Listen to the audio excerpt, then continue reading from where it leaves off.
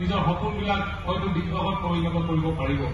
মই যোৱাকালি পালেঙি হাইস্কুলত প্ৰায় 7.5 কোটি টকা দি নতুন এটা গৃহ নিৰ্মাণৰ কাম শুভাৰম্ভ কৰিছো আৰু তেনেধৰণে আৰু কেইখনমান স্কুলত আমি এনেধৰণে শুভাৰম্ভ কৰিছো যাতে অনাগত 40টা বছৰলৈ আন্তঃগাঁথনিৰ ক্ষেত্ৰত যাতে আমি অসুবিধা নাপাওঁ আৰু এই আত্মবিশ্বাসেৰে তেওঁলোকে ভৱিষ্যতৰ পৰিকল্পনাত আৰু অধিক শক্তিশালীভাৱে আগবাঢ়িব পাৰিব। আমি চৰকাৰখনে আন্তঃগাঁথনি কৰি দিম, আমি চৰকাৰখনে সকলো ব্যৱস্থা কৰি দিম, কিন্তু শিক্ষকসকলে শিক্ষাৰ লগতে আমাৰ ল'ৰা ছোৱালীবিলাকক আত্মবিশ্বাসেৰে কেনেকৈ উজ্জ্বলিত হৈ আগবাঢ়ি যাব পাৰে তাৰো পৰিৱেশ তাত তৈয়াৰ কৰিব লাগিব, যাৰ যোগেদি আমাৰ ছাত্ৰ সমাজে ভৱিষ্যতে আমাক একদম গৌৰৱান্বিত অসমীয়া হিচাপে আমাৰ ভাৰত আৰু পৃথিৱীখনত চিনাকি দিব পাৰিব। মই বৰ বেছি দীঘলীয়া নকৰো, সকলোলৈ ধন্যবাদ জনাই শুভেচ্ছা জনাই ভৱিষ্যতৰ উজ্জ্বল কামনা কৰি মই মোৰ দুআষাৰ ইমানতে সামৰণি মাৰিছো। ধন্যবাদ।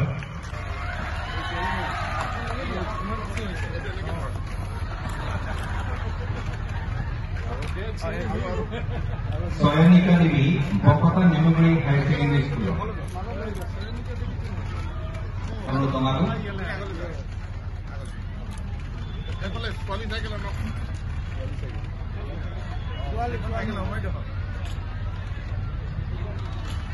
Our sister house.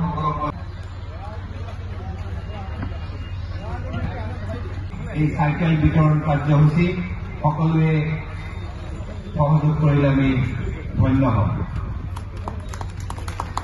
ধন্যবাদ সকলোৱে। এবাৰ পুনৰবাৰ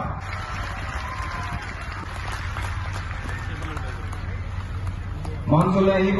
7% পাবলৈ সক্ষম হৈছিল যোৱাটো প্ৰথমমান শ্ৰেণীৰ যি চূড়ান্ত 95%।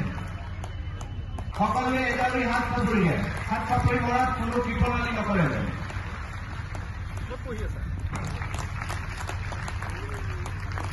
আগুৱাই থাকিব ছয়নিকা বৰুৱা। ছয়নিকা বৰুৱাক মই আগবাঢ়ি আহিবলৈ অনুৰোধ জনাইছো। শিৱসাগৰ ইউনিভাৰ্চিটি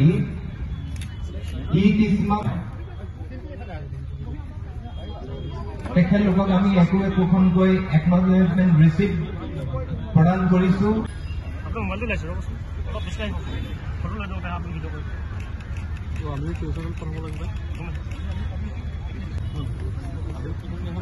সকলোকে ধন্যবাদ জ্ঞাপন কৰিছো। সকলোলৈকে অসম চৰকাৰৰ তৰফৰ পৰা আন্তৰিক অভিনন্দন জ্ঞাপন কৰিছো। 2009 চনত শিক্ষা অধিকাৰ আইন গৃহীত হৈছিল। শিক্ষা সকলো শিশুৰ বাবে শিক্ষাৰ এটা অধিকাৰ আৰু শিক্ষাক অধিকাৰ হিচাপে লৈ ইয়াক সম্পূৰ্ণ বিনামূলীয়া আৰু সাৰ্বজনীন কৰাৰ কাৰণে চৰকাৰে নিৰন্তৰ প্ৰয়াস আগবঢ়াইছে। কিন্তু শিক্ষাৰ অধিকাৰ আইনে এই অধিকাৰ শিশুসকলৰ কাৰণে প্ৰদান কৰিছে আৰু তেওঁলোকৰ শিশু বুলি যেতিয়া কোৱা যায় 14 বছৰ বয়সলৈকে শিশু। 6 বছৰ বয়সত প্ৰাথমিক শিক্ষা আৰম্ভ হয়। প্ৰথম অৱস্থাত নিম্ন প্ৰাথমিক, তাৰ পাছত উচ্চ প্ৰাথমিক, 14 বছৰ বয়স বা 8ম শ্ৰেণীলৈকে।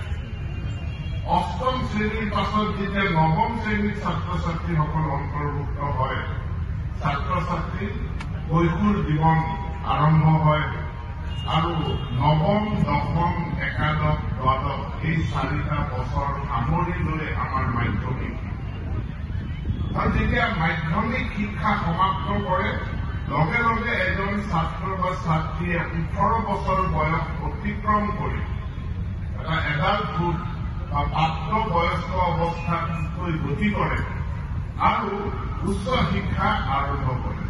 গতিকে বিদ্যালয় শিক্ষা 6 বছৰ বয়সত আৰম্ভ হৈ 18 বছৰ বয়সলৈকে বিদ্যালয় শিক্ষা আৰু এই বিদ্যালয় শিক্ষাই হ'ল যিকোনো এজন ব্যক্তিৰ শৈক্ষিক জীৱনৰ তেখেতৰ মূল বুনিয়াদ এই বিদ্যালয় শিক্ষা। আৰু ডক্টৰ বাণীকান্ত কাকতিৰ নামত প্ৰদান কৰি অহা প্ৰজ্ঞান ভাৰতী আঁচনিৰ অধীনত মেধা পতাৰ লগতে মুখ্যমন্ত্ৰীৰ বিশেষ আঁচনিৰ অধীনত চাইকেল বিতৰণ কাৰ্যসূচীলৈ উঠি আহিব আৰু লগতে যিসকল স্বেচ্ছাসেৱক আমাৰ চাইকেল বিতৰণী কাৰ্যসূচীত সহযোগ কৰিবলৈ নিয়োজিত কৰা হৈছিল তেখেতলোকক মই সাজু হৈ থাকিবলৈ অনুৰোধ জনাইছো। মই মাননীয় মন্ত্ৰী মহোদয়ক এই বিতৰণ মেধা বঁটা অৰ্থাৎ তেখেতলোকক আমি স্কুটি প্ৰদান কৰিম। স্কুটি প্ৰদান কৰিবৰ কাৰণে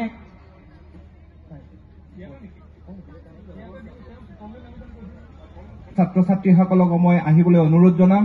নামসমূহ মই ঘোষণা কৰি দিয়াৰ লগে লগে তেখেতলোকে যেন আগবাঢ়ি আহে।